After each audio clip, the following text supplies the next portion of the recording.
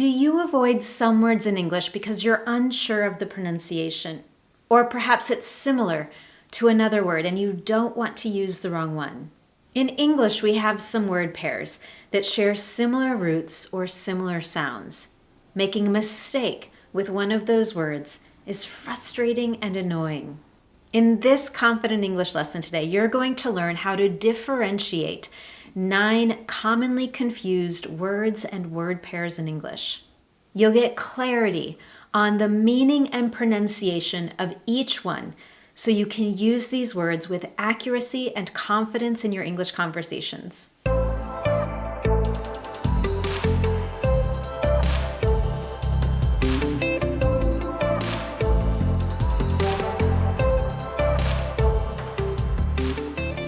But first, if you don't already know, I'm Anne-Marie with Speak Confident English. Everything I do is designed to help you get the confidence you want for your life and work in English. One way I do that is with my weekly Confident English lessons, where I share some of my top fluency and confidence building strategies, targeted grammar topics, and how to handle commonly confused words in English, just like in this lesson today. So while you're here, make sure you subscribe to my Speak Confident English channel so you never miss one of my Confident English lessons. To simplify this lesson, I've organized the words and word pairs into 3 different categories. In Category 1, we'll focus on stress and pronunciation. In Category 2, we'll distinguish between similar sounding words. And in Category 3, we'll look out for eggcorns. If that's a new word to you, don't worry. It was a new word to me too. We'll talk more about it when we get to category number 3. All right, category number 1, focus on stress and pronunciation. It can be easy to forget that stress and enunciation play an important part in overall clarity when speaking. Native and non-native English speakers can forget about this when they get particularly excited or passionate about a topic. Sometimes the thoughts and words come out so fast that we forget to focus on clear pronunciation, or we forget to focus on using the correct stress in a word. With that in mind, I want to take a look at 3 examples of commonly confused words that include using stress on the wrong part of the word or making shifts in the pronunciation. The first is a word pair. Present and present. Listen again, and I want you to listen carefully for where I put the stress in the word. Present, present. Although these words are spelled exactly the same way, the words are pronounced differently and they have different meanings as well. Present is an adjective that means to be in a particular place at the current time. For example, you might tell a coworker, "I won't be present at the meeting, so I'll follow up at a later time." This is also the pronunciation we use for the noun form, present, as in to give a gift to someone. In those 2 words, the stress is on the first syllable, present. In contrast, when the stress is on the second syllable, we say present. And this means to give, award, or formally show. For example, at an event, the host might say, "The guest of honor will present the awards to the students." To get the pronunciation correct and to feel comfortable using these words, I recommend that after you listen to me use those example sentences, you repeat exactly what you heard. Do it multiple times so you get the repetition you need to build up that automaticity, the ability to say those words correctly and clearly automatically. And now let's move on to our second pair of words, resign and resign. Similar to our first pair of words, resign and resign can be misunderstood at work, and there's the potential to place the stress in the wrong place. To resign means to formally and voluntarily leave or give up a position. For example, maybe you recently found out a coworker is leaving the company. And you might say to someone, "Can you believe Eve is resigning after 30 years with this company?" Now, when the stress is placed on the first syllable and I say re-sign, I'm putting my focus on the prefix re, which means again in English. And if I ask someone to re-sign a document, I'm asking them to sign the document again. For example, I decided to renew and re-sign my contract. Now, there's one more difference in pronunciation between this pair, and I want you to listen carefully. The first one, resign. The second one, re-sign. Do you notice with the verb that we use to indicate that someone is leaving, the S in the spelling actually sounds more like a Z. Resign. Resign. However, when we are focused on signing a document again, it's a clear S sound. Re-sign. Re-sign. And now our third focus in this area on pronunciation and stress is not a word pair, but it is one of the most commonly mispronounced words at work. Hierarchy. You might hear this word pronounced with just 3 syllables. Hierarchy. Hierarchy. However, the correct pronunciation includes 4 distinct syllables. Hierarchy. Hierarchy. Hierarchy refers to a system in which people or things are classified or organized according to their perceived importance. Here's an example of how we might use it in a sentence. She was at the top of the company's hierarchy. And now category number 2, distinguish between similar sounding words. Similar sounding words are less worrisome when we speak. However, there's great potential for misunderstanding if we don't understand the word correctly, and there's potential for mistakes in writing as well. In these cases, it's essential to understand the meaning of each word and its corresponding spelling.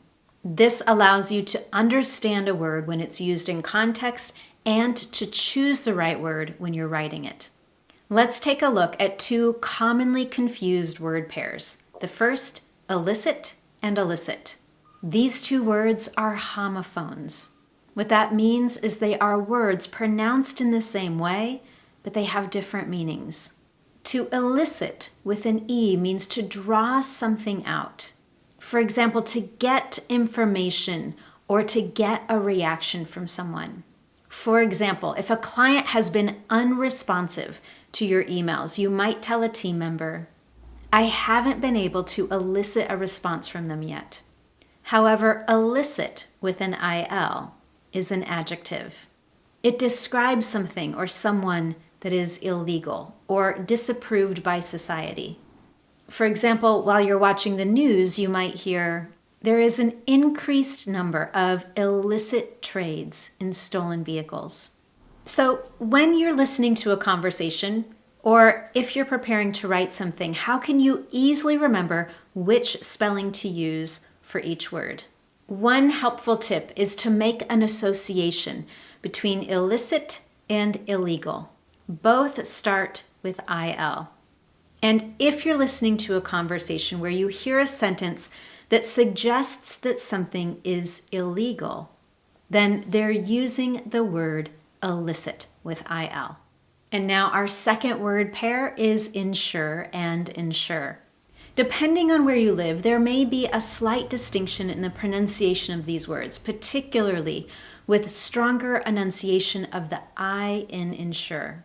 However, the Merriam-Webster dictionary suggests that both words are pronounced insure. And I can say that where I live here in the United States, that is definitely true. Now, not only does the sound of these words contribute to some confusion, but the fact that both of them have something to do with safety and protection makes it even more confusing. So let's look at how to distinguish the 2. To insure with an E means to make sure, to make certain, or to make safe. For example, if you're briefing a manager at work, you might say, we're taking steps to ensure the product is launched successfully. Now, to insure with an I means to provide or obtain insurance for something. For example, some insurance companies refuse to insure seniors due to their age. Now, how can you distinguish between these two words? One recommendation I have is to associate to insure with an I with financial matters. For example, car value, home value, and business value. Whereas to insure with an E, you might associate with those words to make certain, to make sure of. For example, you might ensure or make certain that safety protocols are followed at work. The key here is associating insure with an I with financial matters or financial value. And now category number 3, look out for acorns. I have to tell you, I had never heard the word acorns before working on this particular lesson. There are so many words in the English language that it's impossible to know them all. And just like you, I'm constantly learning new vocabulary in English. I think this word, acorns, is a particularly fun one to know, and it's perfect for this lesson. An acorn is a word or phrase that results from a mishearing or misinterpretation of another. It's common for native and non-native speakers alike to mishear something and then reuse it incorrectly in speaking. In fact, the examples I'm going to share with you today are common mistakes made by English speakers everywhere. The first, for all intents and purposes, or for all intensive purposes. Do you see how those two phrases sound very similar? And it's easy to make a mistake. Now, which one of those is the correct phrase? In conversations at work, you may have heard someone say, for all intensive purposes. That is an acorn. And the correct phrase is, for all intents and purposes. For all intents and purposes means that something has the same effect or result as something else. For example, when discussing a potential partnership, you could say, for all intents and purposes, this company is our biggest ally. Number 2, regardless and irregardless.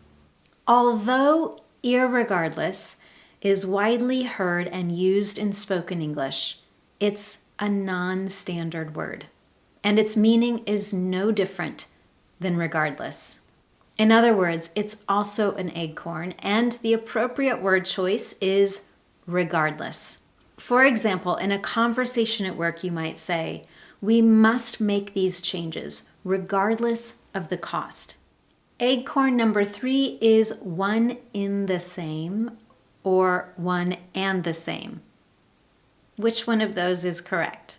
You might hear one in the same often, but the correct one is one and the same.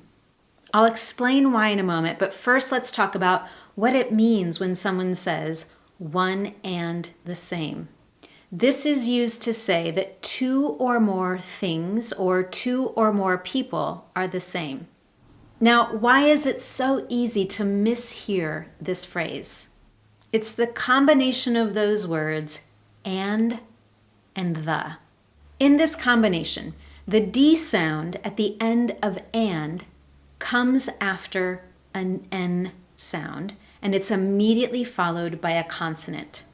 When this happens, we often drop the D sound in spoken communication, so you don't hear that D clearly, and it sounds like in. Rather than clearly hearing one and the same, you're likely to hear one and the same. Notice I've dropped that D sound.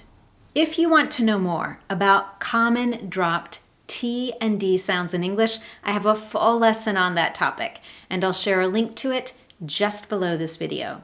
And now let's look at an example of how we would use this in a sentence, and we'll move on to our final acorn in this lesson. Again, one and the same means that two or more things or people are the same. And you can see that in this sentence. The founder of the company and the owner are one and the same.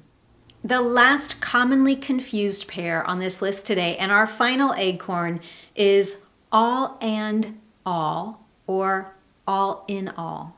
These are often used interchangeably.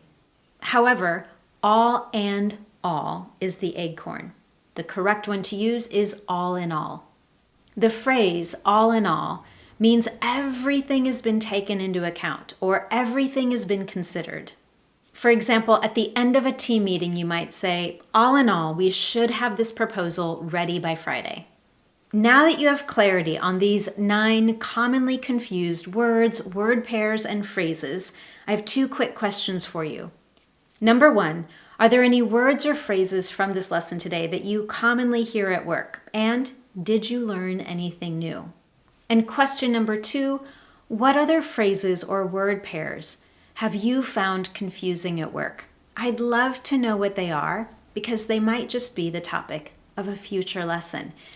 You can share your answers, your comments, and questions with me in the comments section below. As always, if you found this lesson helpful to you, I would love to know, and you can tell me in one very simple way. Give this lesson a thumbs up here on YouTube. And while you're at it, don't forget to subscribe so you never miss one of my Confident English lessons. Thank you so much for joining me today, and I look forward to seeing you next time.